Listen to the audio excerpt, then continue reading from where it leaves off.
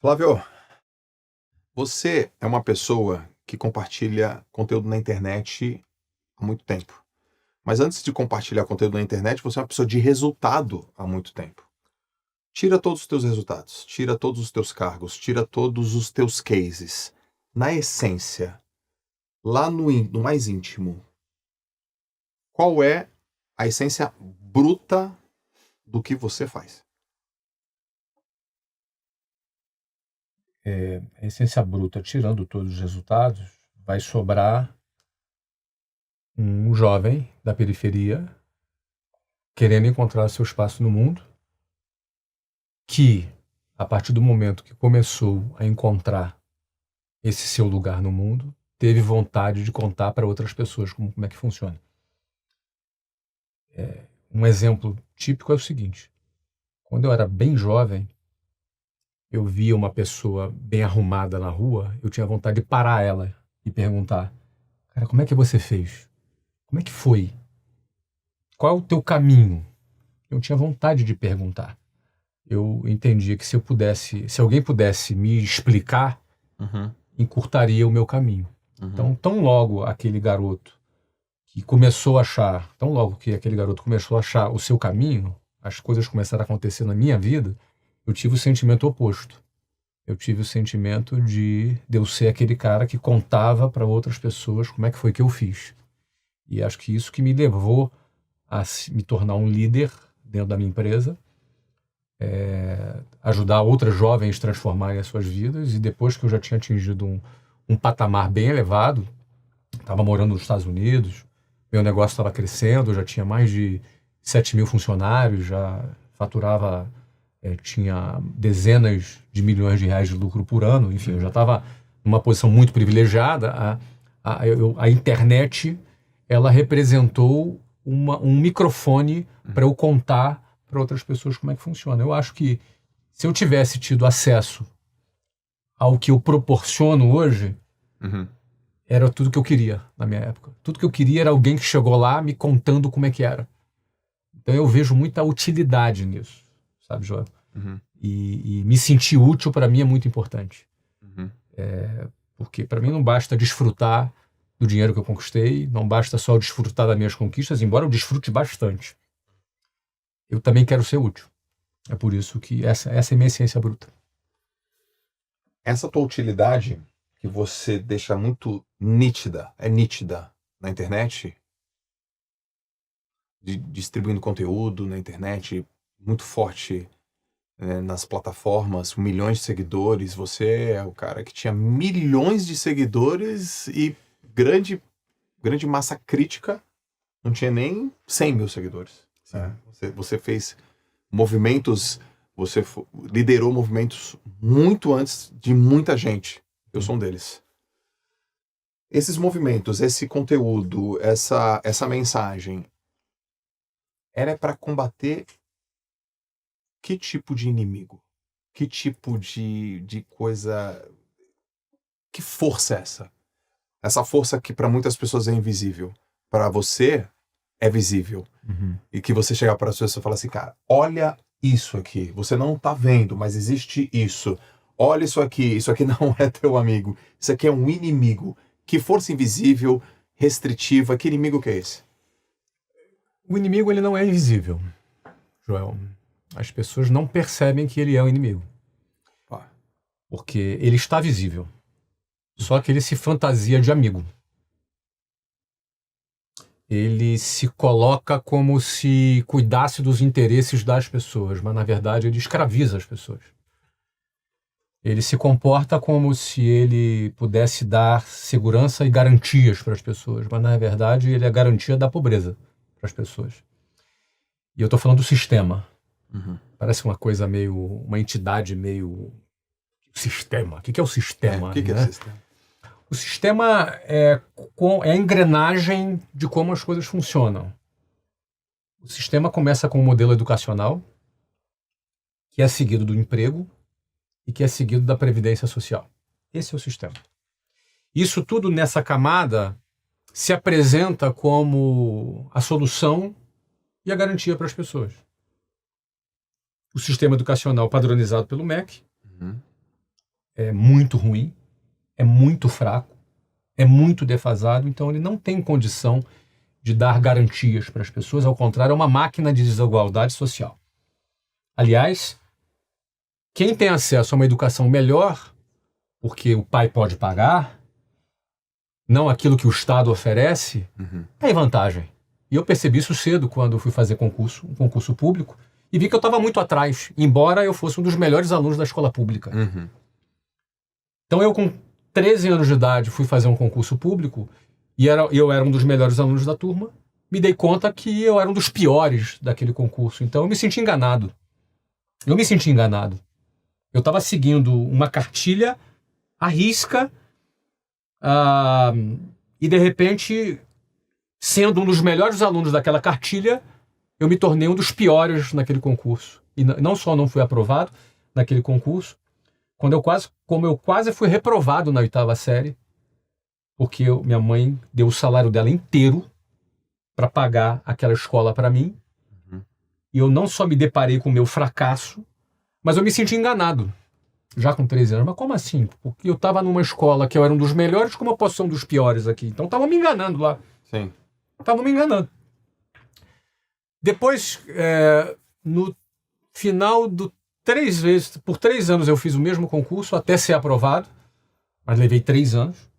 Tirei a diferença, mas foram intermináveis 3 anos. Eu parei de estudar, inclusive, não fui para o ensino médio, porque eu foquei 100% naquele concurso. Sim. E aí depois, eu indo para a escola, eu pegava um ônibus que passava numa rua, que se chamava Avenida Suburbana, no Rio de Janeiro, e essa rua é uma rua cheia de bancos. E eu percebi que, numa determinada data do mês, aqueles bancos ficavam com uma fila interminável, rodando o quarteirão. E eu achava estranho, eram só velhinhos, né? Naquela fila. E uma vez eu perguntei para uma pessoa dentro do ônibus, os ônibus eram lotados, eu em pé, do lado de uma pessoa, eu tomei coragem e perguntei para aquela pessoa do que se tratava aquela fila. E ela falou para mim, aquilo ali é a fila da aposentadoria. Eu olhei para aquela fila da aposentadoria, vi um monte de velhinhos, um calor de 38 graus no Rio de Janeiro, com uma sombrinha, né, com um guarda-chuva, naquele calor, esperando para receber a sua aposentadoria, que certamente era uma mixaria. E aí eu me lembro, quando eu olhei para aquela fila e falei, eu nunca na minha vida vou estar naquela fila. Nunca eu vou entrar nessa fila. Porque aquilo ali é o quê? É a fila do último estágio da vida de quem está dentro do sistema, que é a aposentadoria. E olha que naquela época não é como hoje. Naquela época você aposentava com 50 anos, depois teve reforma da Previdência, passou para 60, depois teve outra reforma, e vai ter outras, porque a conta não fecha. É um modelo falido, é um modelo que promete garantias, promete segurança, mas é um modelo completamente falido. A conta não fecha da Previdência e não vai fechar. É impossível fechar. É uma questão matemática. Então, no fundo, esse inimigo, ele se apresenta como amigo, mas na verdade ele é inimigo. Por que é inimigo? Porque o cara passa 10, 12 anos estudando nesse modelo que é falido, depois ele vai para um modelo trabalhista que explora a pessoa. E aí não é empresário que explora a pessoa, é um modelo que explora. Por exemplo, o funcionário tem o FGTS. O que é o FGTS? Nada mais é do que o dinheiro do próprio funcionário, que é confiscado pelo Estado, e que é obrigado a ficar numa conta a qual ele não tem acesso, e que esse dinheiro fica aplicado e não corrige sequer a inflação. Cara, isso é muito... É um confisco do dinheiro do cara. Não, mas isso aí é um fundo de garantia para te proteger. Ou seja, o inimigo, ele se traveste, ele se fantasia de amigo. Não basta confiscar o dinheiro, não basta não corrigir o dinheiro, tem que inclusive fazer você se ajoelhar para dar graças a Deus que o Estado está te protegendo ainda. E não dá nem para pegar o dinheiro. Não dá para pegar. Você vai ter que comprar um imóvel, ou se for demitido. Tem condições. Assim. Tem condições para você ter acesso ao dinheiro que é teu. Então, cara, eu fico vendo essa situação e muitas pessoas não percebem. O 13º salário não é um salário extra, como a pessoa pensa. Ele é o salário anual do cara dividido em 13. Porque uma empresa faz um orçamento anual. Você faz orçamento na tua empresa? Sim. É anual? Sim. Pronto, então eu vou gastar tanto. É isso. E aí ele pega o salário e divide em 13. Então, em outras palavras, é um empréstimo compulsório que o empregado vai para o patrão. Ou seja, o patrão vai pagar o último salário dele no 13º mês e sem correção. Sem nenhuma correção. E você tem que levantar a mão pro céu, porque estou ganhando um salário extra. Não, não é salário extra. As pessoas acreditam nisso, mas não é o salário extra. Uhum. E aí entra a previdência, e por aí vai, os descontos. Para pensar. Não, desconto tem muito. É um desconto descomunal. É descomunal. Descomunal, o desconto. E aí, se o cara ganha 10 mil reais, ele vai ter uns 3,5 de desconto. Aí ele recebe 6,5 na mão. Só que é o seguinte, ele custa para a empresa 19. Isso. Porque o salário dele é 10, a empresa gasta 19. Ele recebe 6,5. Só que dos 6,5 que ele recebe, Joel, metade do que ele vai consumir é imposto. Metade. Em média, hoje no Brasil, 50% é imposto embutido. Tudo que você compra. Em média, claro. Tem produto que é menos, tem produto Sim. que é mais. Exemplo de carro, por exemplo, né? Carro é uns 40 e poucos por cento, 45%, mais ou menos, né? Eu não lembro de cabeça aqui, mas é 40 e poucos por cento. Cerveja deve ser 60%, 70%. Produtos de cesta básica é menos, mas na média, 50%. Em outras palavras, se você recebeu 6,5%, desculpa, se o teu salário era 10 e você recebeu 6.500 na mão, no fundo, esses 6.500, tudo que você for comprar, metade é imposto. Então, no fundo, esses 6.500 vale 3.250. Uhum. Só que você custou para a empresa 19. Aí, pronto, agora os 3.250 é teu. Não, meu querido, desse dinheiro você vai pagar IPTU ainda, vai pagar IPVA. Você entendeu, cara? Você vai ter que pagar a escola particular para o seu filho, porque você teve o teu salário descontado ali para pagar os impostos, só que a escola que o Estado entrega é uma porcaria. Aí você vai ter que pagar. A primeira coisa que uma pessoa, quando melhora de vida, Joel, é tirar o filho da escola pública e botar na escola particular. Uhum. Porque ele quer o melhor para o futuro do filho. Então você paga 2 vezes. Aí você já pagou por segurança pública, mas o Estado sequer tem controle do território, porque tem bandidagem, tem PCC, tem Comando Vermelho, você tem um monte de facção que domina, porque o Estado não tem controle sequer do território, de muitos lugares. E aí você tem que pagar segurança. Aí você vai morar num condomínio fechado, vai pagar um carro blindado, você vai pagar seguro. Mas aí é o seguinte, você pagou pelo SUS.